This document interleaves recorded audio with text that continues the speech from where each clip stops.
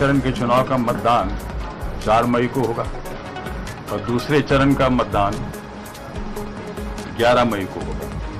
मतगणना जो है वो 13 मई को संपादित किया जाएगा।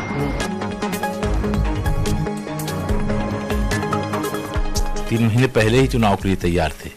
अच्छी बात यह है कि आज हम जो पिछड़े वर्ग का आरक्षण है उसे देने में भी सफल हुए हैं।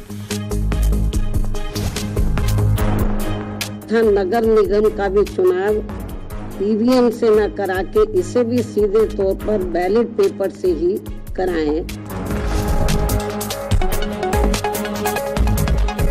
इस बार जितने भी नगर निगम हैं सब पर बीजेपी का ही परचम फहराएगा और नगर निगम के सारे मेयर की सीटें भारतीय जनता पार्टी की। हमारी पार्टी ना तो अतीक की पत्नी को और ना ही उनके परिवार के अन्य किसी भी सदस्य को वहां मेयर का टिकट देगी। चुनाव के परिणाम में स्पष्ट रूप से दिखेगा कि सर्व समाज भारतीय जनता पार्टी के साथ है। विशेष रूप से बात करें तो अनुसूचित जाति जनजाति समाज भी पूरी तरीके से डबल इंजन की सरकार को ट्रिपल इंजन की सरकार बनाने के लिए काम करेगा। सो भाजपा अकेले अपने दम पर पूरी दमदारी से चुनाव लड़ेगी। पार्टी ने निर्देश भी जारी किया है कि स्थानीय संगठन प्रत्याशी का चयन कर यथाशीघ्र राष्ट्रीय कार्यालय को उपलब्ध करावें ताकि हम प्रत्याशी की घोषणा कर सकें।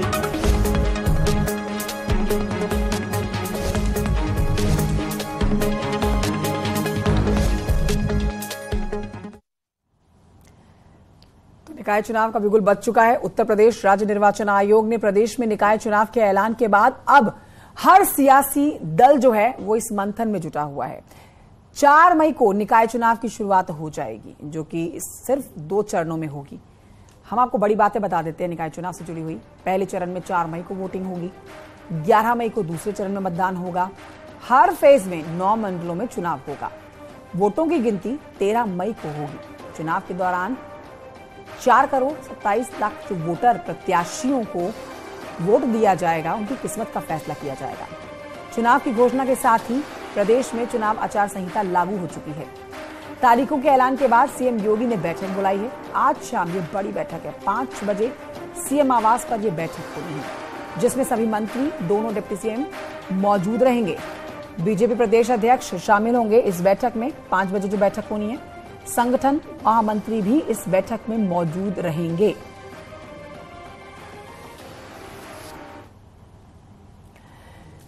और आपको यहां बताएंगे अब से थोड़ी ही देर पहले बीएसपी अध्यक्ष मायावती ने राजधानी में प्रेस कॉन्फ्रेंस की है। मायावती ने यूपी चुनाव आयोग से अपील की है कि नगर पालिका चुनावों की तरह नगर निगम के चुनावों में भी बैलेट पेपर का इस्तेमाल ईवीएम की जगह किया जाए। उन्हें सत्ताधारी भारतीय जनता पार्टी के सरकार पर जमकर आरोप लगाते हुए भी सुना गया। उन्होंने कहा कि योगी सरकार प्रदेश में निकाय चुनाव में जोड़ तोड़ करके अपना स्वार्थ सिद्ध करने में लगी है।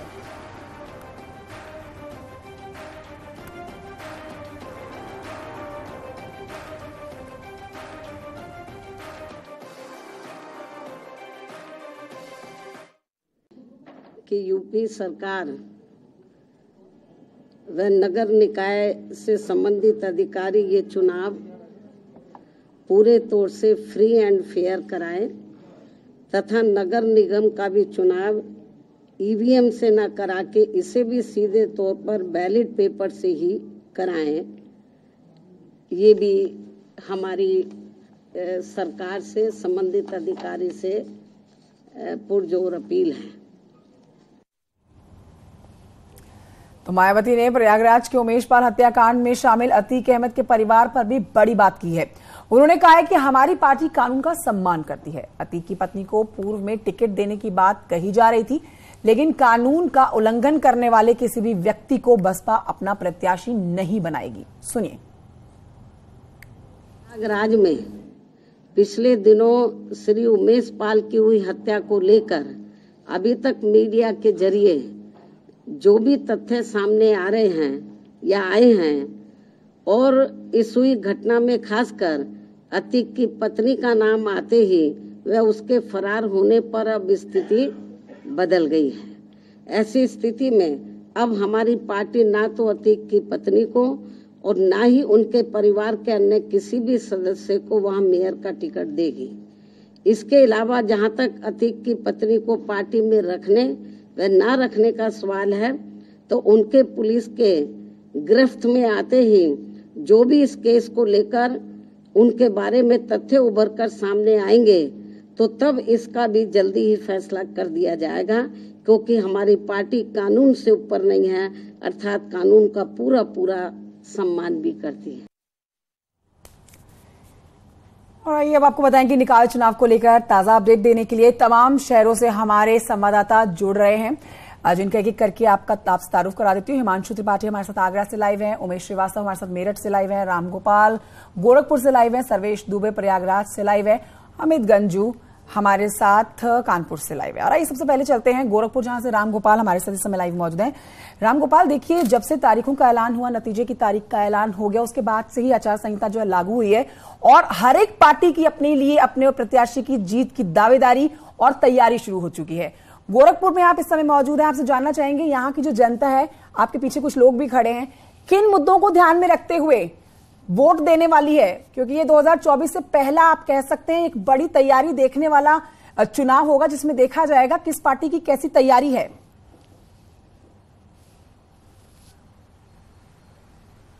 बिल्कुल, खुद मुख्यमंत्री योगी आदित्यनाथ ने अभी कल ही गोरखपुर में कहा है कि ट्रिपल इंजन की सरकार बनाइए और उसके बाद फिर 2024 में बीजेपी को जिताइए। तो एक तरीके से इस नगर निकाय चुनाव के घोषणा से पहले ही मुख्यमंत्री ने यहाँ के लोगों से अपील की थी और उसी के साथ लोकसभा की भी अपील की थी। हमारे साथ बीजेपी के वरिष्ठ नेता राकेश त्रिपाठी हैं और कुछ और भी लोग हैं। मैं गोलघर में इस वक्त मौजूद हूँ, जो गोरखपुर की धड़कन कही जाती है। भाई साहब, किस मुद्दे पे आप लोग चुनाव में जा रहे हैं मैदान में? विकास हमारा पहला मंत्र है। पहला विकास के नाम पे ही ये चुनाव होने वाला है और महाराज जी ने जितना विकास गोरखपुर में कर दिया है वो शायद ही ये एक सपना था। और विकास के नाम पे हम वोटरों के पास जाएंगे और विकास के नाम पे ही वोटर स्वयं तैयार हैं कि भारतीय जनता पार्टी को सभी वार्डों में विजयी बनाएंगे, सभी सीटों पर विजयी बनाएंगे। हमारे साथ चचा मौजूद हैं। चचा, किस मुद्दे पे वोट होगा इस बार?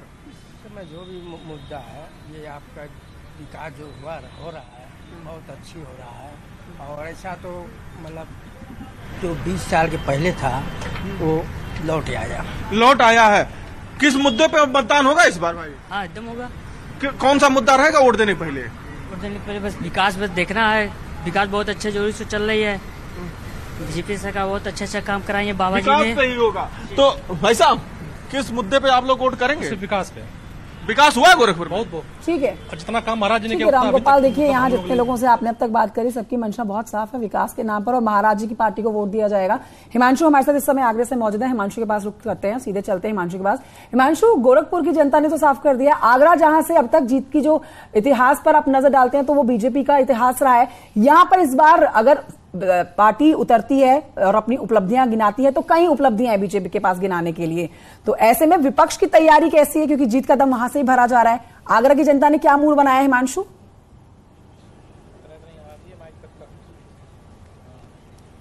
जी बिल्कुल, आगरा में सबसे ज्यादा तैयारी बीजेपी की और केंद्रीय राज्य मंत्री BL वर्मा आज यहाँ आए हैं, तो बात कर लेते लोगों से।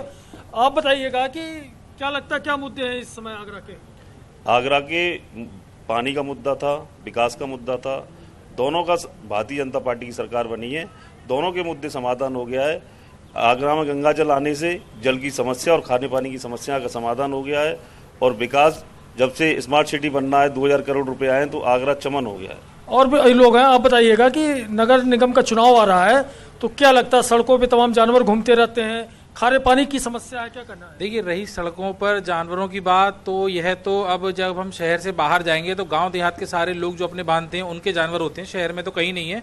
और रही खारे पानी की समस्या, तो जहां खारे पानी की समस्या है वहां भी सरकार द्वारा और यहाँ के जो जनप्रतिनिधि हैं उनके द्वारा गंगाजल जब से आया है तो जगह जगह उन सभी जगह पानी की पाइपलाइन डाली गई है और वहां सबके घरों में गंगाजल पहुंच रहा है। फिर भी थोड़ी बहुत जहां नहीं पहुंचा है वहां भी आप देखेंगे। ठीक है, मैं हिमांशु लौटूंगी आपके पास। एक और अपडेट निकाय चुनाव से जुड़ी अपने दर्शकों को दे देती हूँ, फिर और अपने सहयोगियों के पास भी जाऊंगी। केंद्रीय राज्य मंत्री कौशल किशोर ने दावा किया है कि नगर निगमों की सभी सीटों पर बीजेपी का परचम फहराएगा। उन्होंने कहा है कि चुनाव एक तरफा होगा क्योंकि पीएम मोदी और सीएम योगी के नेतृत्व में यूपी का काफी विकास हो रहा है। लोगों का सरकार पर पूरा भरोसा है और लोगों को सरकार की जन कल्याणकारी योजनाओं का पूरा लाभ मिल रहा है। ये बड़ी बात कही गई है कौशल किशोर की तरफ से। तैयारियां है भाजपा की, नगर निकाय चुनाव में किस तरीके से जीत हासिल करने को लेकर भाजपा बढ़ेगी? देखिए, हमारी पार्टी बीजेपी सेवा ही संगठन के तहत लगातार काम करती रहती है और जब चुनाव आता है तो चुनाव लड़ने का काम करती है। उत्तर प्रदेश में नगर निकाय के चुनाव की घोषणा हो चुकी है। पार्टी हमारी पूरी तरीके से तैयार है और पूरे उत्तर प्रदेश में नगर निकाय चुनाव में भारतीय जनता पार्टी को भारी बढ़त मिलेगी और भारी बहुमत से हर जगह हम नगर निकाय के चुनाव जीतने का काम करेगी बीजेपी। वर्ष 2017 में 16 नगर निगमों में से 14 पे बीजेपी ने कब्जा जमाया था। क्या इसी तरीके का इतिहास फिर से दोहराएगी? इस बार जितने भी नगर निगम हैं सब पर बीजेपी का ही परचम फहराएगा और नगर निगम के सारे मेयर की सीटें भारतीय जनता पार्टी जीते। नगर पालिका और नगर पंचायत में बीजेपी को कड़ी टक्कर मिलती विपक्षियों द्वारा। इस रणनीति को साधने के लिए क्या प्लान है? शौचालय, गैस सिलेंडर, चूल्हे और मुफ्त में इलाज। तो केंद्रीय राज्य मंत्री कौशल किशोर को आप सुन रहे थे, जिन्होंने एक बार फिर से बीजेपी की बम्पर जीत का दावा किया है। सर्वेश दुबे भी हमारे साथ इस समय प्रयागराज से लाइव मौजूद हैं। सर्वेश के पास चलेंगे। सर्वेश, सब तरफ देखा जाए तो मुकाबला एक तरफा बताया जा रहा है, बीजेपी की बम्पर जीत बताई जा रही है, लेकिन समाजवादी पार्टी सरकार के ऊपर कटाक्ष करने का कोई मौका नहीं छोड़ रही है और सरकार को घेरने का कोई मौका नहीं छोड़ रही है। प्रयागराज में किस तरह की तस्वीर बनती हुई नजर आ रही है सर्वेश? देखिए, शहर की सरकार को लेकर तैयारियां शुरू हो गई हैं और यहां पर पहले चरण में 4 मई को मतदान होगा और इसको लेकर प्रशासन ने जहां पर तैयारियां पूरी की, वहीं डीएम ने आज सार्वजनिक सूचना भी जारी कर दी है और बीजेपी और समाजवादी पार्टी के साथ साथ तमाम प्रबुद्ध लोग हमारे साथ हैं। हम सबसे पहले इन लोगों से बातचीत करेंगे और जानने की कोशिश करेंगे कि आखिर क्या दावे। डॉक्टर साहब, आपसे सबसे पहले जानना चाहेंगे कि आखिर बताइए कि क्या दावा है? आप विपक्ष से हैं, समाजवादी पार्टी से, समाजवादी पार्टी का क्या दावा है? निश्चित रूप से समाजवादी पार्टी इस नगर निगम के चुनाव में अच्छा प्रदर्शन करेगी, ये मैं दावा कर सकता हूं जो है, क्योंकि सबसे ज्यादा दावेदार भी 42 आपके यहाँ हैं। कैसे लोगों को जो जिनको टिकट नहीं मिलेगा उनको संतुष्ट करेंगे आप लोग? निश्चित रूप से अभी समय है, बहुत जल्दी टिकट की घोषणा हो जाएगी। हमारे वरिष्ठ नेता सब लोग विचार विमर्श कर रहे हैं और बहुत जल्दी पार्टी घोषणा हो जाएगी। जितने भी प्रत्याशी हैं उसके बाद जो भी असंतुष्ट होंगे उनको सबको बना लिया जाए। ये बताइए कि आपके यहाँ 24 दावेदार हैं, निवर्तमान महापौर अभिलाषा गुप्ता नंदी के साथ, कैसे ये टिकट कैसे क्लियर हो पाएगा? कैसे असंतुष्टों को मनाएंगे? कितनी बड़ी चुनौती रहेगी? देखिए, हमारे यहाँ दावेदार चाहे जितने भी हों, हमारा जो प्रत्याशी होता है वो कमल का फूल होता है। कमल का फूल ही चुनाव लड़ता है।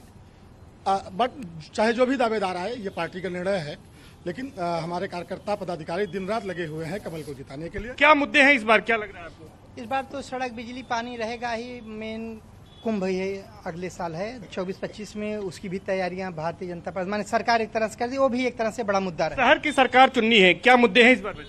मैं अटेवा का प्रदेश संगठन मंत्री अशोक कनौजिया इस मुद्दे को लेकर के इस चुनाव को देख रहा हूं कि शहरों में, नगर पंचायत में जहां भी कर्मचारी शिक्षक है, वो एक मुद्दा है पुरानी पेंशन बहाली।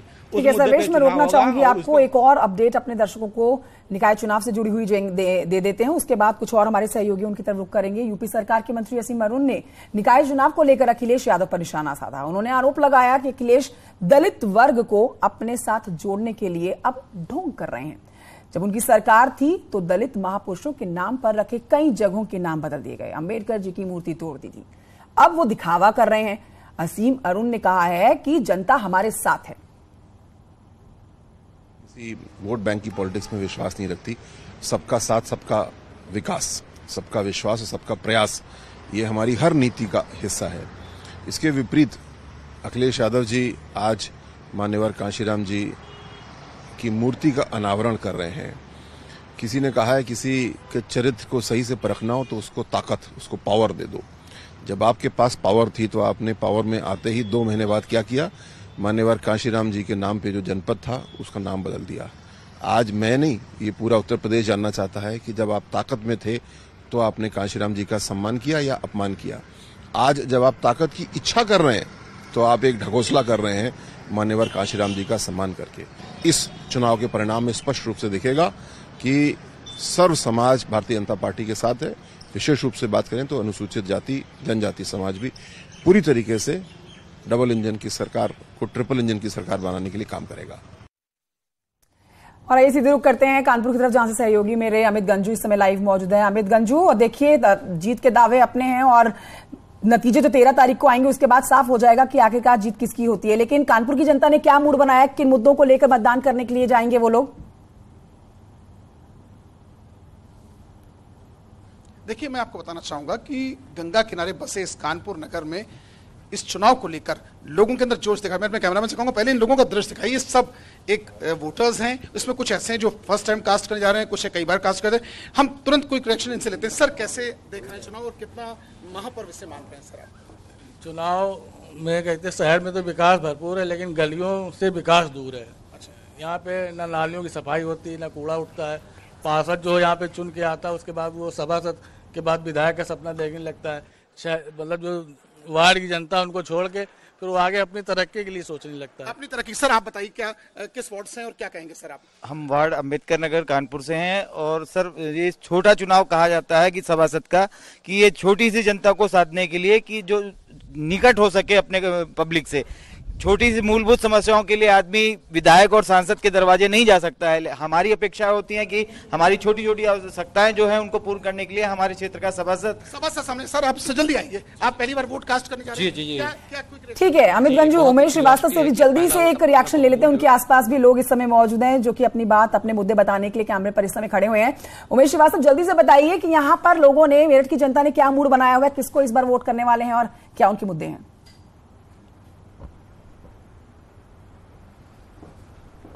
जी हाँ, देखिए शहर की सरकार बनने का वक्त आ गया है। यूपी नगर निकाय चुनाव की डुडुकी बज चुकी है। हमारे साथ कुछ स्थानीय लोग मौजूद हैं, उनसे बात कर लेते हैं। मैडम आप क्या कहेंगी, क्या मुद्दे रहेंगे इस बार के चुनाव में?